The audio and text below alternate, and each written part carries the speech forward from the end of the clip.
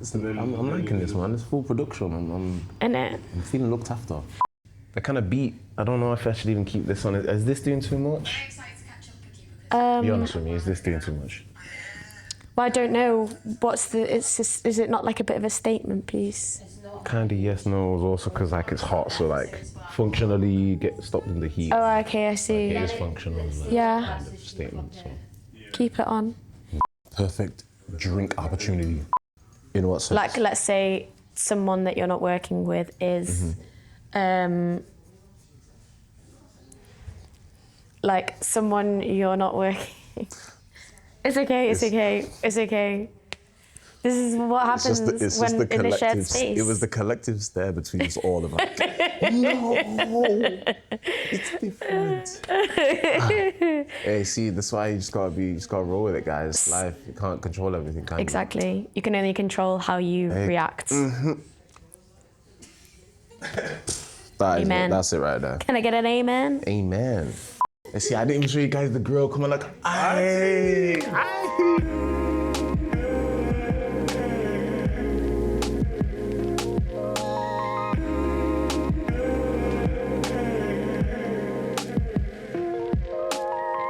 This is After the Applause.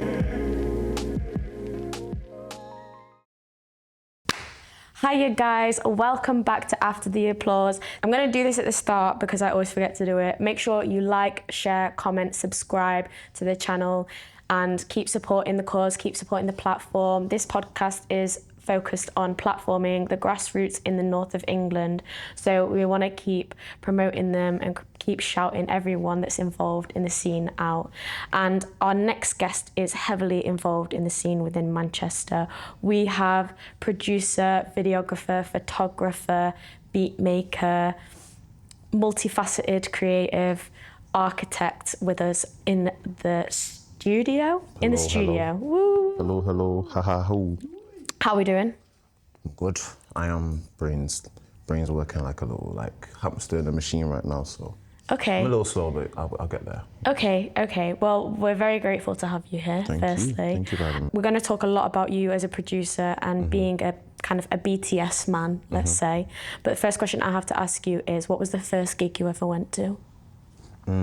Gig like an artist's show, or like a gig like something that I was brought to go and do. Gig like an artist show. Okay. The first one I actually went to, like I would say big time, is Leon Thomas, and that was pretty recently. Wow. Yeah. First gig, wow. That okay. guy is talented, man. So talented. Ran on stage, singing his heart off the rip, did a drum solo, then did a guitar solo, and then he put his boy on. Like, the way he went about that show was nice, and he connected with the crowd, he got everyone involved. Like, that's a good performer, that's a good artist, that's a good talent. This talented guy, man, like it was fun to see that as well. Okay. It inspired me too. Yeah, that's quite interesting. That's quite a recent gig, and it's one of your first. So how come you wanted to get into music? It clearly wasn't to be part of like the live side, if that's your first one. I feel like I got into music more because I realized how much music is involved with other stuff. Like my initial aspirations as a child were like to be a games designer. Okay. And like create games and do all that kind of stuff in that. Yeah. And that's because I enjoyed me playing games. But then I kind of thought about it as I got older, and I realized there were parts of it that I enjoyed, so I wanted to be more involved in like architecture and planning things and building things. And when I was young in like high school, I had a YouTube channel, I was doing like Let's Plays and all that kind of stuff. So I was already in video editing before I came to music. So Oh wow. Okay. the music was more of like, okay, I've done this video editing, that's cool, but all the music, it was because when I was releasing my music videos, like, not the music videos, when I was releasing like my videos in high school, I was like, they keep getting copyrighted, man. Like, why are the video getting taken down? I've spent so long working on this and then it gets taken down. I'm like, oh, it's because this person owns that song. I'm like, oh, how do people own music? I started searching, I realized Metro Boomin was a producer, Zaytoven, flipping Sunny Digital, or like so many different producers that they do their own thing and they create and they have control over what they create, and then that kind of like inspired me to look into it and all that stuff.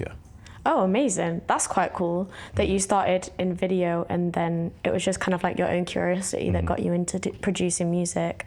So How would you describe your sound now as a producer then, since you started?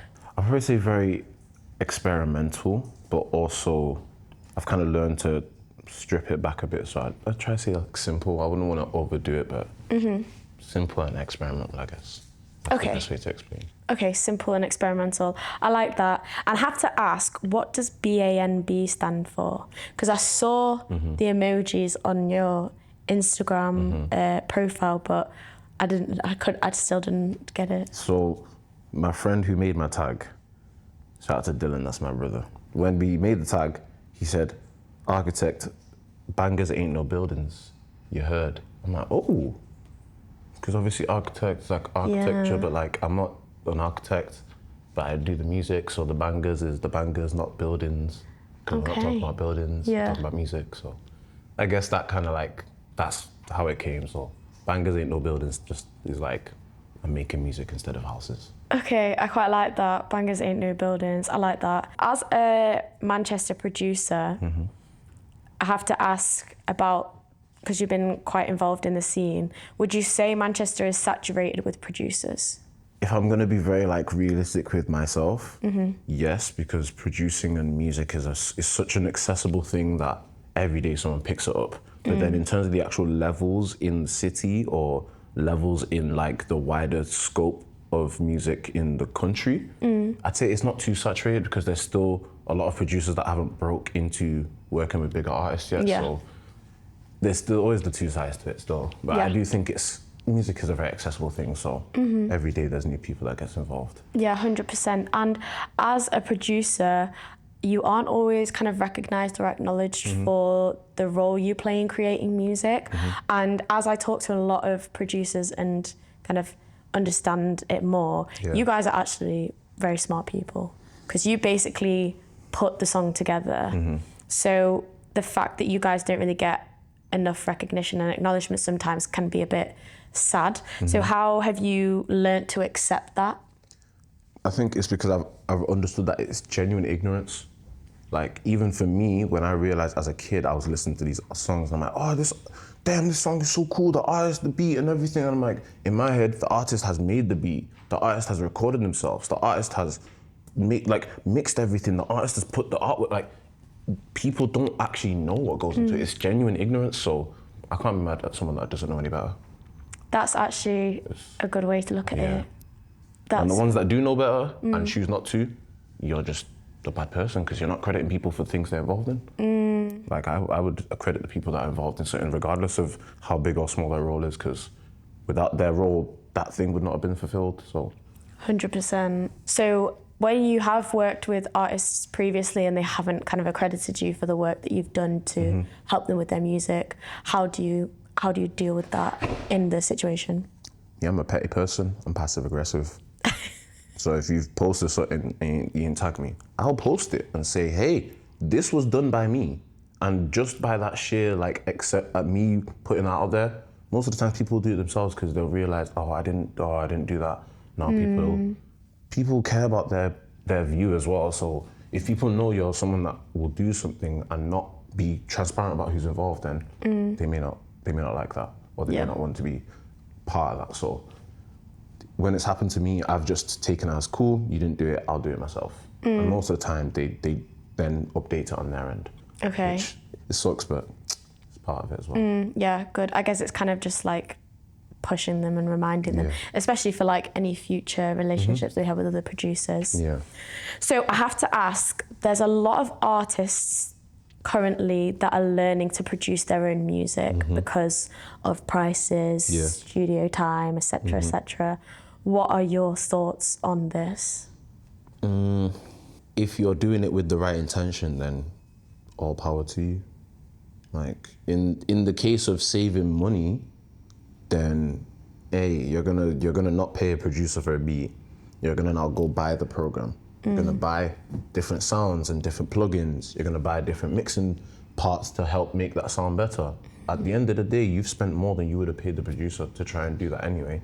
And time is the best teacher. You're gonna get better with time. So if you're starting, to make beats for yourself, knowing that you've already used some beats from people that are at a way further point than you, you're gonna also you're gonna discourage yourself because you're gonna be thinking, oh, why don't my beats sound like theirs? Because bro, you picked it up 4 months ago, someone's been doing it for 10 years, like That's so that kind of difference as well. So if you are jumping into it to genuinely understand the details and intricacies of it, then of course, go for it because that's what's gonna help you make better music on the artist side as well. But if it's just to save money, go get an AI platform to do that, bro. If that's really the case, go do that because you don't want to you don't want to invest in it. Music is a business, sadly. I've had to accept it. So it's like, I've also had to learn that I should invest in myself and spend that money on myself to put myself in a better position. It's the same for artists. And that makes so much sense, like what you're saying, because if an artist has already started kind of putting their discography out with a producer who's been doing it for 10 years and then they start learning to make music themselves and put that out, it's going to completely discredit their discography because the quality won't be the same. And especially for artists that don't realise you've also got to mix and master things, which is a new thing that I learned about a couple of years ago now. You're a multifaceted creative. You're not just a producer, you're a videographer, you are a photographer. Yeah. You do a lot of jobs that are kind of behind the scenes stuff. It's never kind of center stage things. Have you ever thought about being center stage or? I think because of the kind of person I am, I like to be kind of behind the scenes and hidden away. Just don't like a lot of eyes on me. I don't know, I just get like, I start thinking a lot more about my moves. So being behind the scenes is nice. And plus being behind the scenes, I actually understand a lot more about the situation, the system that I'm part of because of where I am in it rather than front stage. Because sometimes front stage is just front stage. And if you choose to know about what's going on behind you, then yeah, but I enjoy it. And maybe in the future, I'd probably be open to being more forward speaking, but I guess that's typical producer's mindset. Like I just like being indoors in my house, chilling away, but yeah, it's a lot more peaceful sometimes like that, so. I can imagine. How do you find it then, because of like your character, how do you find it to have to like market yourself and like put your face out there for people to start working with you? I've just learned to be genuine. Like, I can't act like I'm someone I'm not. Like, and in trying to do that, you're gonna either not be consistent and mess up and show people who you actually are, or you'll do that for so long you'll forget who you are. So I'd rather just be genuine from the start. Like, I'm this kind of person. I'm nerdy. I like to know about details of things, but I also like spending time building relationships with people, getting to know people, helping people. Like, that's part of who I am, so I can't shy away from that. But I also need to get better at expressing that as well, so it's one of those things. And that's why we're here. Self-promo. You also said there that being behind the scenes, you've learned a lot about the different roles that it takes to kind of like put a live show on and put music on. Were there a lot of roles that you didn't know about that you kind of like have recently discovered? I mean, most of them, to be honest. Like, genuinely, like, obviously you've got a mixing guy. As obvious as that sounds, that guy has to make sure everything sounds right. And if things are too loud, we are in a confined space. So someone's eardrums will explode if that kick is too loud. So that guy's job is important. There's someone that's actually making sure the cables are running the right ways and no one's tripping because that's safety hazards. There's someone actually organizing the timings and runnings of things so that things work on time. Like, a show is like a ship. Like, there needs to be things done in a certain process so that it runs smoothly. So there's a lot of parts to it, and it's very interesting because, like, again, it's one of those things where people wouldn't know about that unless those people are credited, but sometimes those people are just doing it just to do it and do their thing. They don't necessarily want the credit. 100%. With all of these behind the scene roles, there's so many people that don't know about all of these roles. And I think, like what we were talking about earlier about being recognized and acknowledged, people don't necessarily go for those roles because of the lack of acknowledgement you get. Why do you think that is? Hey man, let's be honest with ourselves, guys. We want to be the main character, man. You want everyone to cheer you on and jeer and and I get it as well. Sometimes I feel like that, but it's also like I've realized the real principle of when you're part of something bigger, your role is just as important as the next person's. Because if everyone wanted to be the big person doesn't have anyone to support them. So regardless, that team is still needed to build around the center situation. It doesn't have to be a person.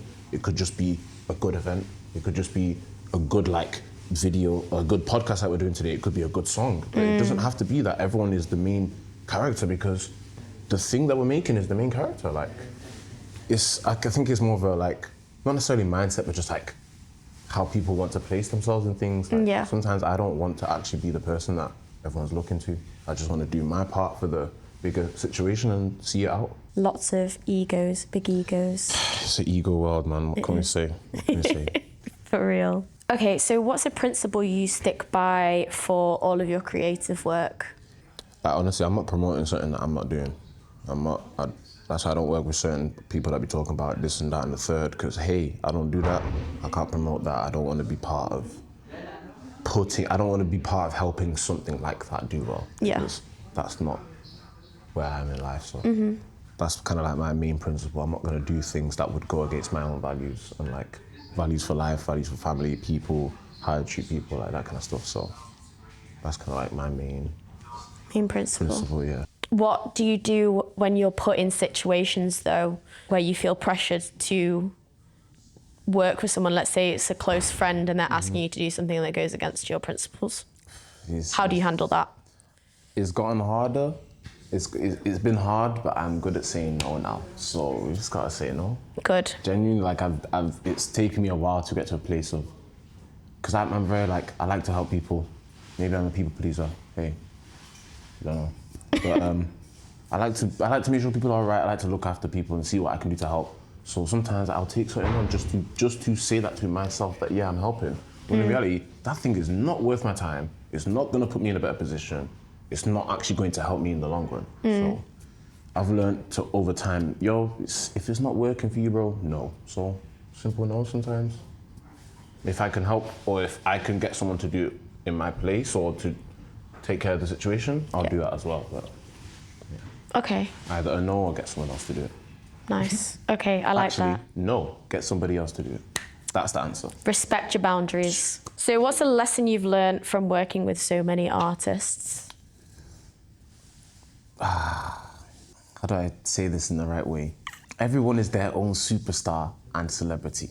So you need to know how to, as a producer, this is from a producer standpoint, I need to know how to actually work with people and get the best out of them. So if some people aren't that talkative sometimes, I just gotta get the work done and show them that what they're doing is working. If people are talkative, hey, that conversation is always gonna happen. Yep. If some people are they don't trust certain things from maybe what they have going on or what they've seen or whatever, like, I always assure them, explain the process. I'm very transparent and open with what I do. And like, I don't like to make people feel uncomfortable. So yeah, it's at the end of the day, though, everyone is different, and this is a people's game. So this has also taught me how to work with different personalities and different mindsets and stuff like that. So it's always changing though. So okay, I can never just make a one strict rule, but I try to follow the same kind of patterns. Yeah. So how has it kind of helped build your character then?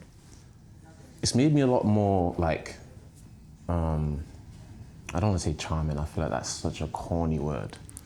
Like witty, I'd say. Like I'm a lot quicker on my feet when it comes to how to deal with the situation in the moment. Yeah. And then also what that could do at the other end of it. Like, okay, if I am going to say this in this moment now, what's that going to do after? Yeah. Like that's what being part of this has made me be better at.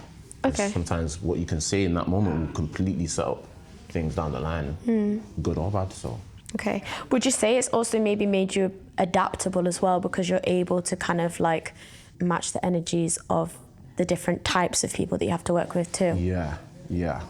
I mean, I'm still a very like nonchalant, laid-back person, so there's a certain level and like height that I'll reach, but I can always try at least match people's energy and kind of be on the same level as them. So it's made me a lot more adaptable. So would you say that you've seen, since you started as a producer, would you say that you've seen any improvements within the Manchester music scene?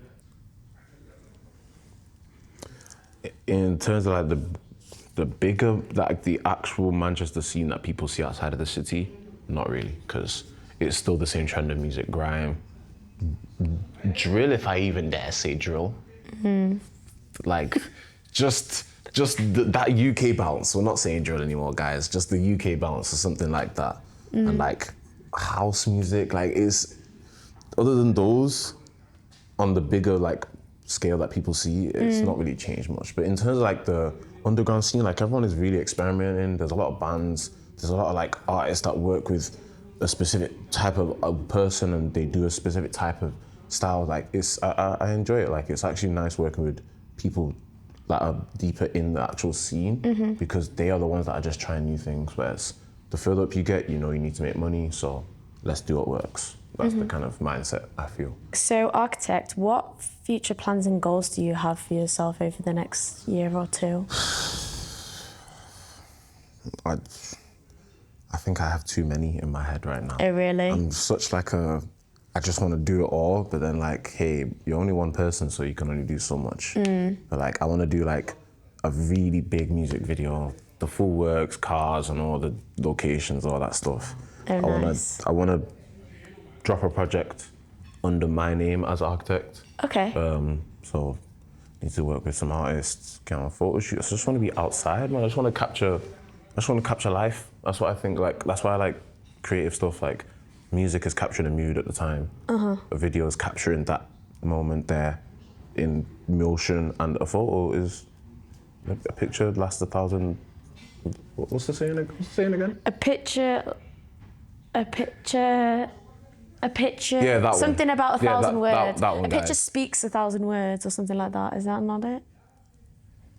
A picture lasts. Something about a picture lasting a lifetime. So, yo, take a picture, man. Take a picture or last longer. Wait, no, that's not the one we're talking about. No, anyway, no. Yeah.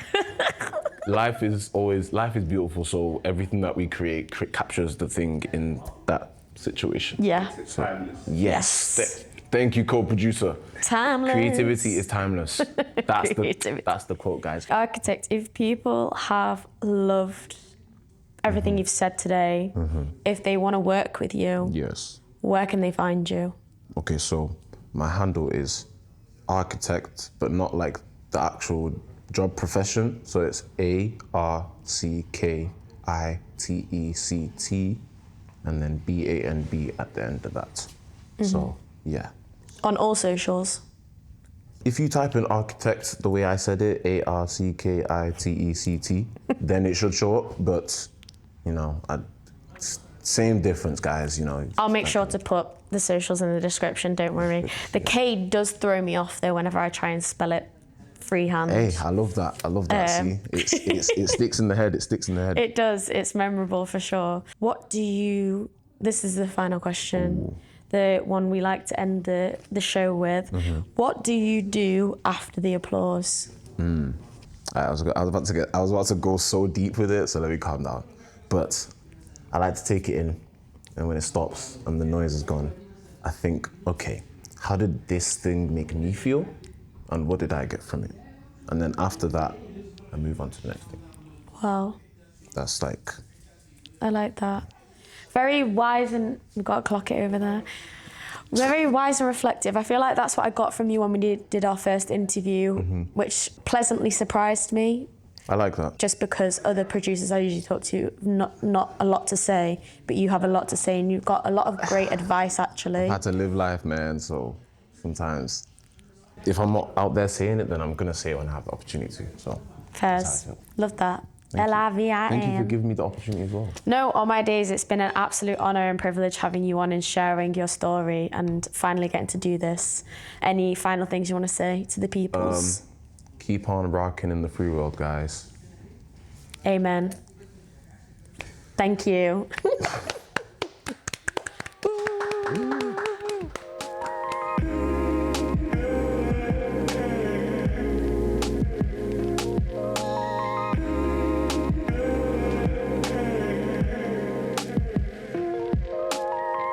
This is After the Applause.